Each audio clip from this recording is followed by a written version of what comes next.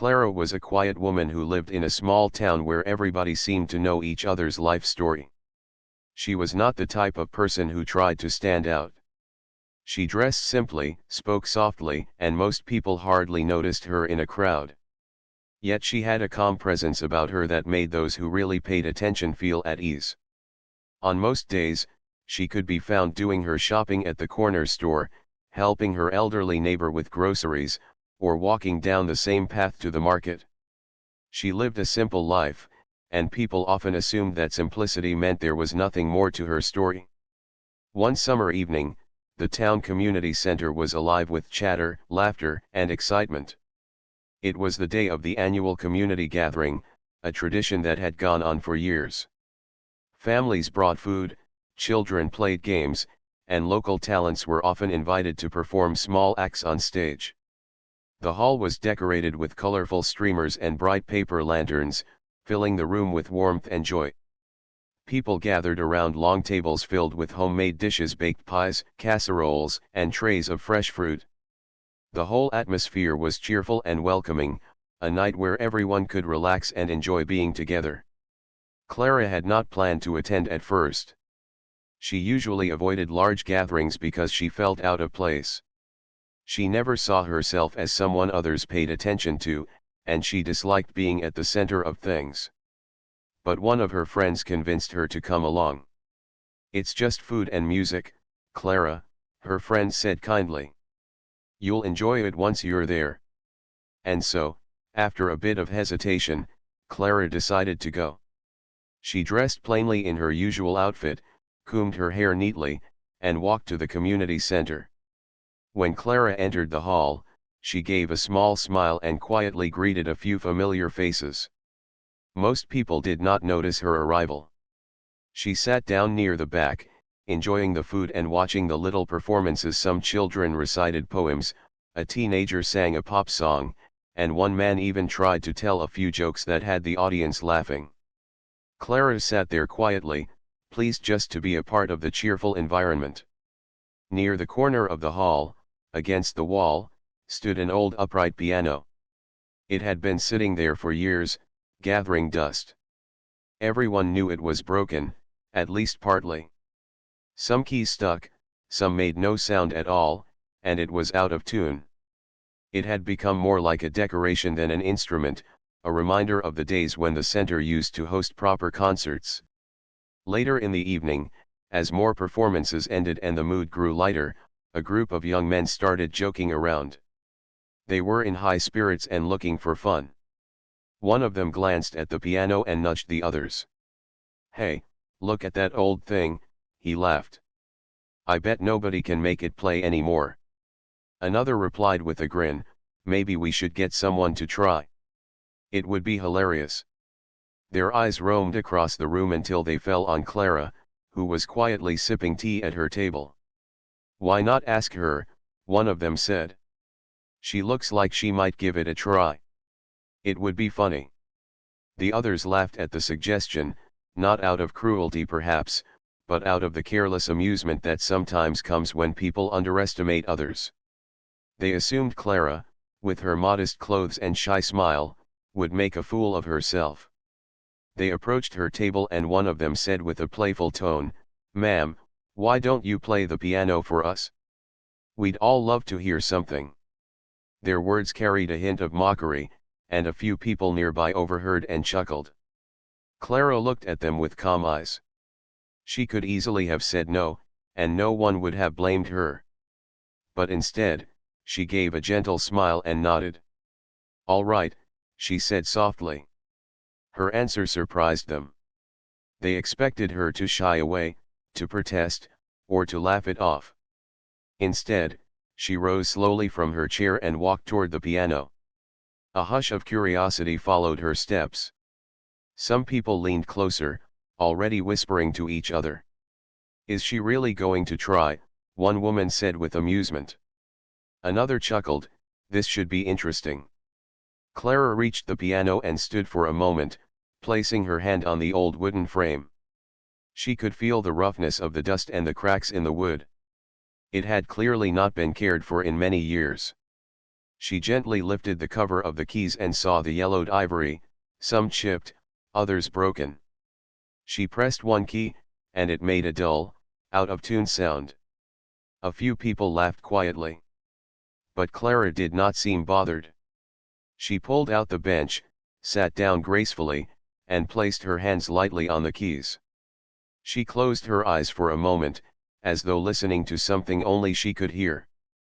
Around the room, people waited, expecting a funny scene, a few wrong notes, and perhaps more laughter. At that moment, Clara looked calm, almost serene. She had agreed to play, not to prove herself, not to show off, but simply because she felt no reason to refuse. The piano might have been broken, the crowd might have been doubtful, but Clara had spent years of her life surrounded by music. To her, even the most damaged instrument carried a voice, if only someone was patient enough to hear it. The crowd still thought of it as a joke. Some held up their phones, ready to record what they thought would be a clumsy attempt. They expected a short, awkward moment, something to laugh about later. Nobody imagined that within a few moments, the room would feel completely different. And so, Clara took a deep breath, lifted her fingers, and pressed the first chord. The moment Clara pressed the first chord, the sound that came out was uneven, heavy with the flaws of the old piano. A few people in the crowd giggled under their breath, nudging each other as if the scene was turning out exactly as they expected. They thought she would play one or two random notes, laugh nervously, and quickly leave the bench. To them, it was just a passing moment of amusement. But Clara did not move away. She pressed another key, then another, testing the instrument carefully. She did not rush. Instead, she let her fingers linger gently over the broken keys as if she was listening closely to the piano's hidden voice. She had always believed that music was not about perfection but about connection. Even a cracked sound carried meaning if someone was willing to shape it. Her calmness only made the whispers louder. One woman near the front covered her mouth to hide a laugh. "This is going to be painful," she whispered to her friend. A young man leaned back in his chair with a grin. "She doesn't know what she's doing," he said under his breath. The group who had invited her to play exchanged amused glances, certain that their little joke was about to reach its peak. Clara adjusted her position, straightened her back, and closed her eyes. For her, the noise of the room faded. She remembered her younger days when she used to play for her students, teaching them not only how to press keys but how to feel the story behind each note. Back then, the pianos had been new and bright, unlike this broken one, but she had always taught that even a flawed instrument could speak with beauty if treated with respect. She lifted her hands, hovering them over the keys, and the room grew quieter, waiting for what would happen next. The laughter softened into a low murmur. People leaned forward, curious despite themselves. It was as if they wanted to witness her stumble, but a tiny spark of wonder kept them from looking away. Clara began with a soft melody. The first notes wavered, some sounding sharp, others flat, but she adapted quickly. Where the piano refused to play the right sound, she shifted to another key, filling the gaps with her own flow. Her fingers moved slowly at first, but then they gained rhythm and confidence. She was not simply playing notes, she was coaxing the piano to breathe again. The mocking smiles began to fade. A few people frowned, not because the music was bad, but because it was unexpectedly good. Even with missing keys, the tune was recognizable, gentle, and filled with feeling. The melody floated softly around the room, carrying with it a sense of quiet strength. One of the young men who had encouraged her to play exchanged a look with his friend. "Wait," he whispered. She actually knows what she's doing." His tone had changed from laughter to surprise. Clara kept her eyes closed, her face calm, as if the noise of the world had no place in that moment. Every movement of her hand showed patience, every note carried meaning. The broken piano was like an old friend to her, flawed, but still alive. The room, which only minutes earlier had been filled with chatter and laughter, grew unusually still. People stopped whispering. Children who had been playing near the door paused and looked back, sensing something unusual in the air. The hall seemed to shrink, as if everyone's attention was drawn into a single point, the woman at the piano. Someone near the back whispered, "She's actually good." Another answered softly, "More than good. She's amazing." But Clara heard none of it. For her, the world had faded away. She was lost in the rhythm, letting her fingers dance across the ivory and black, turning broken sounds into something alive. The people who had doubted her the most began to shift in their seats. They had expected embarrassment, but what they saw instead was grace. The more she played, the clearer it became that this was not a random attempt. This was years of skill and passion hidden beneath her quiet, humble appearance. Even the young boys who had dared her to play now looked uneasy. Their laughter had died, replaced with wide eyes and silent awe. One of them muttered, almost to himself, "How did we not know?" The old piano responded to Clara's touch as if it had been waiting for her all along. The keys that still worked sang under her fingertips, and even the broken ones did not stop her. She filled the silence they left with flowing notes, adjusting the melody as if the flaws were part of the song. It was not perfect, but it was powerful. Some people in the audience leaned forward, their elbows resting on the tables, their chins resting on their hands. They were no longer waiting to laugh, they were waiting to hear what would come next. Each note pulled them deeper into the moment, changing their expectations with every passing second. One woman near the front felt her chest tighten as the music touched something inside her. She had not expected to feel moved at a community gathering, especially not by the woman she had hardly noticed before. A man sitting nearby crossed his arms but could not hide the way his eyes softened. Even the children, usually restless and noisy, sat down on the floor, watching in silence. Clara, unaware of how deeply she was changing the room, kept playing. She was not seeking applause or recognition.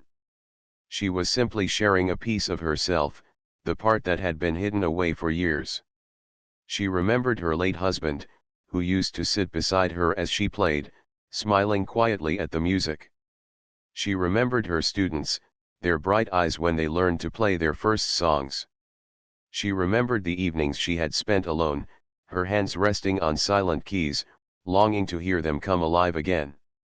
All those memories poured into her music now, filling the hall with emotions that words could not express. The sound was no longer just music, it was a story. It was a story of patience, of love, of loss, and of quiet strength. It was the story of a simple woman who had been overlooked, underestimated, and even mocked, but who carried within her a gift that could silence a room. By the time she reached the end of her melody, the laughter was long forgotten. The only sound left was the soft echo of the final notes, fading gently into silence. For a moment, no one spoke. The hall, once noisy and playful, now held its breath, caught between disbelief and admiration. And Clara, with her calm smile and simple presence, lifted her hands from the keys and sat quietly, as though nothing extraordinary had just happened. The hall was completely silent after Clara's first melody ended, but the silence did not last long. Something magical had happened in the few minutes she played. The same people who had mocked her or expected her to fail now leaned forward, waiting to hear more.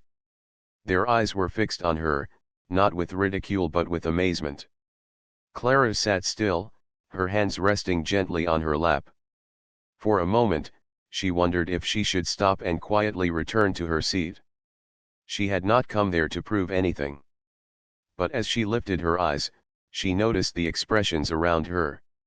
Instead of laughter, there was awe. Instead of smirks, there were soft smiles and wide eyes. Something inside her told her to keep going. Slowly, Clara placed her fingers back on the dusty keys. This time, she began with a bolder sound. The first few notes still carried the imperfections of the broken piano, but she worked with them, weaving them into the flow. Her hands moved with confidence, and the room instantly filled again with music. Her style had changed. In the first melody, she had been cautious, testing the piano, feeling its flaws. Now, she was guiding it firmly, shaping each note with control and determination.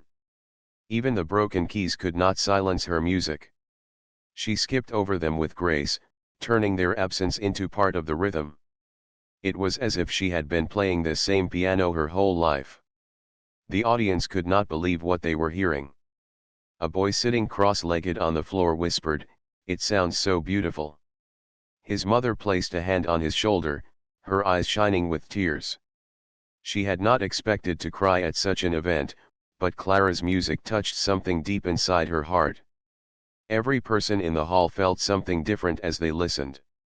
For some, the music reminded them of their own childhoods, when they had dreams of playing instruments or learning an art but had put it aside as life moved on. For others, it felt like a story of resilience, of beauty rising from brokenness. Even those who had no interest in music before now sat motionless, unable to turn away. Clara's fingers danced across the keys. Her body swayed slightly with the rhythm, her head tilted as though listening to an invisible partner guiding her along. She was no longer simply playing notes, she was painting emotions in the air. The hall felt transformed. The colorful decorations on the walls, the plates of food on the tables, even the laughter of children, all of it seemed distant compared to the spell her music had cast. The broken piano responded in its own way. Its sound was not smooth, not polished, yet in Clara's hands, its roughness became part of the beauty. The uneven tones blended into something unique, something real. It was music that carried truth, not perfection. And that truth resonated deeply with everyone listening. One of the young men who had dared her to play sat in stunned silence. He had been sure the whole idea would end in laughter, but now he felt ashamed. He leaned over to his friend and whispered, "We shouldn't have treated her like that." His friend nodded, unable to take his eyes off Clara. They both knew they had misjudged her badly. As the melody continued, Clara's expression softened. She remembered the days when she had played for her students, teaching them to find joy in even the simplest tunes. She remembered her husband's proud smile whenever she performed at small gatherings, long before illness had taken him away. Playing now, in this hall filled with people who once overlooked her, she felt as though she was not only sharing music but also sharing the love and memories that had shaped her life. The audience began to lean closer, as though afraid to miss a single note. Some people closed their eyes, letting the music wash over them. A group of children who had been restless earlier were now completely still, their young faces full of wonder. One little girl whispered to her friend, "She looks like magic." For Clara, time no longer mattered. She was lost in the world of sound, her hands flowing without hesitation. The hall, the whispers, the expectations, all had vanished. There was only her, the piano, and the music that lived within her. Then something remarkable happened. A key broke completely as she pressed it, refusing to make any sound. A gasp went through the audience. Many thought the music would end right there. But Clara did not stop. Instead, she shifted instantly, creating a new rhythm around the silence. What could have been a mistake became part of the performance, as if she had planned it all along. The audience was stunned by her ability to turn flaws into beauty. The more she played, the more the room changed. The walls seemed to echo with warmth. The air felt lighter, almost alive. Even the people who had once seen her as just a simple woman now saw her differently. They saw strength, grace, and brilliance hidden behind the quiet face they had ignored for so long. As the final notes of her second piece faded, a silence deeper than before filled the hall. It was not the silence of boredom or mockery. It was the silence of hearts moved so deeply that they had no words to respond. People exchanged glances, their expressions filled with amazement and respect. Clara lifted her hands slowly from the keys. For a moment, she remained seated, her eyes still closed, breathing softly. When she opened them, she looked out at the crowd, unsure of what they would say or do. She did not expect applause, nor did she need it. For her, playing had already been enough. But then, something shifted in the room. A single pair of hands began to clap, hesitant at first, but filled with sincerity. Then another joined, and another. Within seconds, the hall erupted in applause. People stood to their feet, clapping loudly, cheering, some even whistling in admiration. The sound was overwhelming, filling every corner of the hall. Clara's eyes widened slightly, surprise softening into a gentle smile. She had never sought recognition, but at that moment, she felt the warmth of acceptance, the kind she had not felt in years. The same people who once overlooked her were now standing for her, their respect clear in their shining eyes. The young men who had asked her to play looked around awkwardly, their faces red with embarrassment. They clapped too, but theirs was mixed with guilt. They knew they had underestimated her, and now the whole room saw how wrong they had been. The applause went on for a long time, echoing in Clara's ears. It was not just for the music she had played, but for the way she had transformed a broken piano into a voice of hope and beauty. It was for the way she had reminded them all that greatness does not always wear grand clothes or carry loud confidence. Sometimes, it hides quietly in the simplest of people, waiting for the right moment to shine. Clara bowed her head slightly in gratitude, her smile humble and sincere. She had not come to impress anyone, yet she had done something far greater. She had touched their hearts. The applause echoed through the hall like thunder. People clapped so loudly that their palms turned red, yet they did not stop. Clara sat at the piano bench, her eyes lowered, her smile soft and humble. She had never imagined such a moment. When she first walked to the piano, she expected only laughter, perhaps a few whispers, and then silence.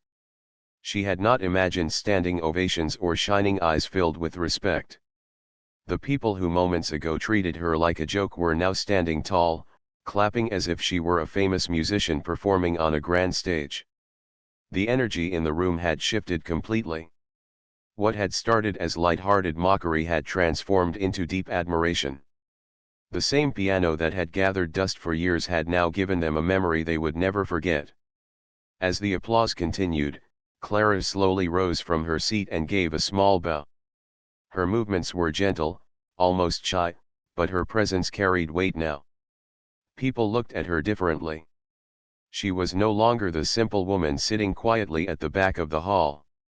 She was the woman who had turned a broken piano into a voice of strength, the woman who had silenced laughter with beauty. Finally, the clapping began to soften, though people were still smiling and nodding, as if they wanted to hold on to the moment a little longer.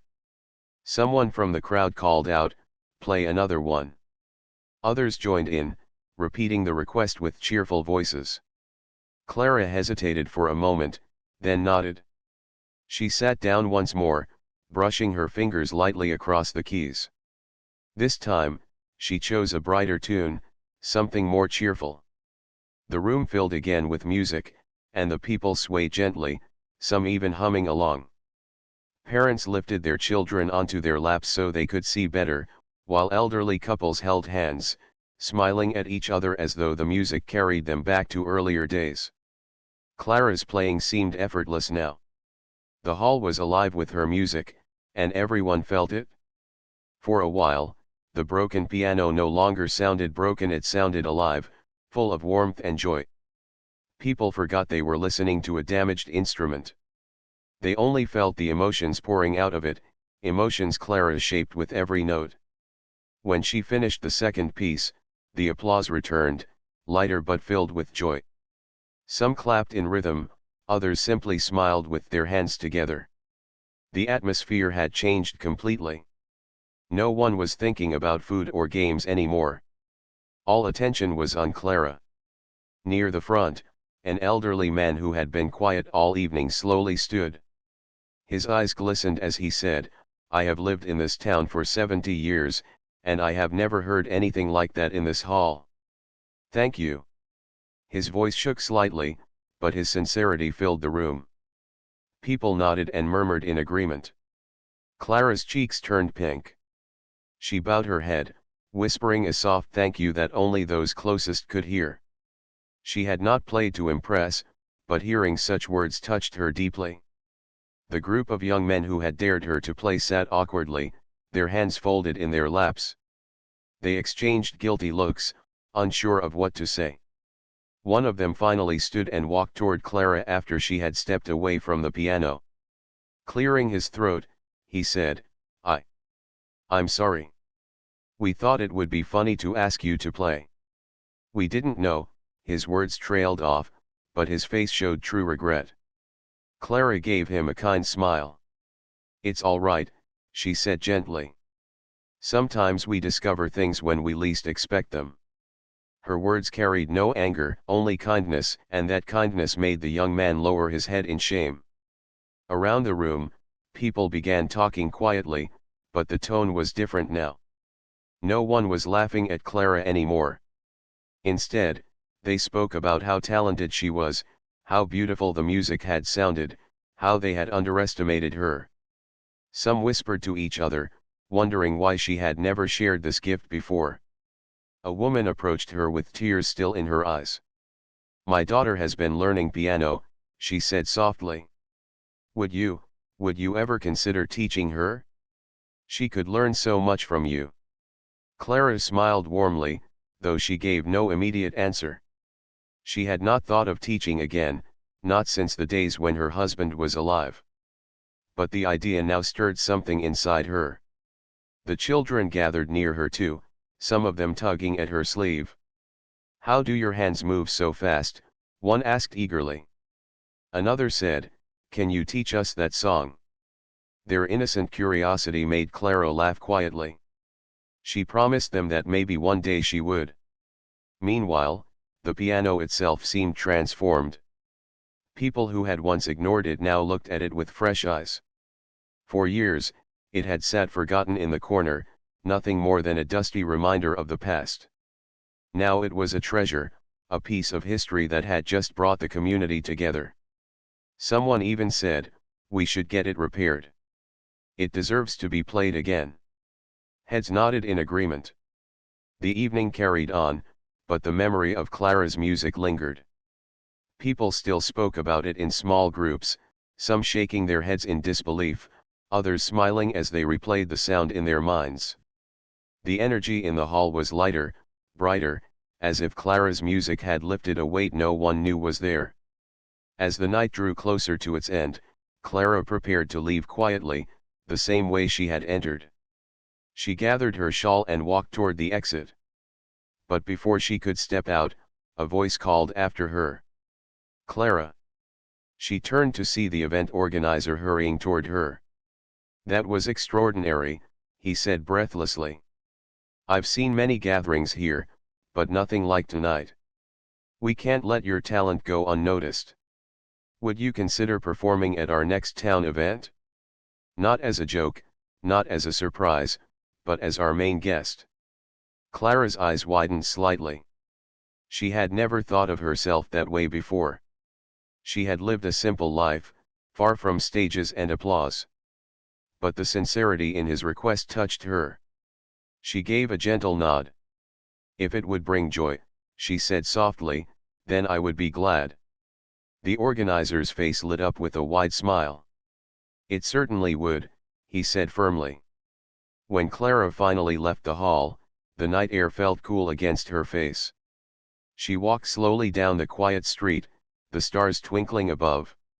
For the first time in years, she felt a lightness in her heart. She had not only shared her music, she had reminded herself of who she truly was.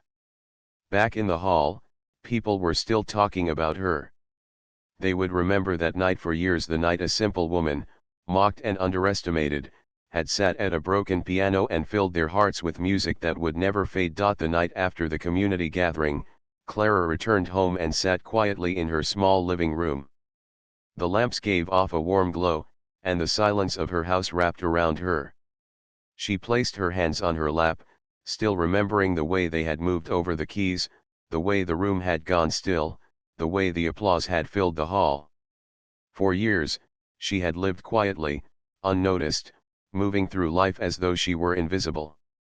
But that night, for the first time in so long, she had been seen. Truly seen. She smiled faintly as she thought of the faces in the audience, faces filled with respect, admiration, even tears. She had not set out to impress them, but somehow her music had touched them. And though she was tired, her heart felt lighter than it had in years. In the following days, word spread quickly through the town. People who had not been at the gathering heard about what had happened. Neighbors knocked on Clara's door just to tell her how much they had heard about her performance. Some brought flowers, others simply offered kind words. "We never knew," they said again and again. "We never knew you could play like that." At the market, people who once barely noticed her now greeted her warmly. Shopkeepers asked how she was doing, children waved when they saw her, and older townsfolk stopped to share their memories of the music. Clara, who had always walked quietly through the streets, now felt the warmth of recognition wherever she went. One afternoon, the event organizer visited her home. He carried a notebook filled with plans for upcoming town events. "Clara," he said, sitting down with a smile, "we need you. The people want to hear you again. Next month, we're holding a festival, and we'd be honored if you would perform." Clara hesitated. "I am not a performer," she said gently. "I only played because they asked me to. I don't know if I belong on a stage." The organizer leaned forward, his voice steady. "You do belong there. That night, you gave us more than music. You reminded us of hope, of patience, of beauty. That's what people need. That's what people want." His words stayed with her long after he left. She had always thought of herself as a simple woman, one whose life was small and quiet. But now she wondered if perhaps her music had a place in the world again. The broken piano at the hall, once ignored, was soon repaired. Town volunteers raised money to have it tuned and fixed properly. They said it was the least they could do, because that piano had carried Clara's music, and Clara's music had carried them. When she visited the hall again weeks later, she found the piano shining, polished, its voice restored.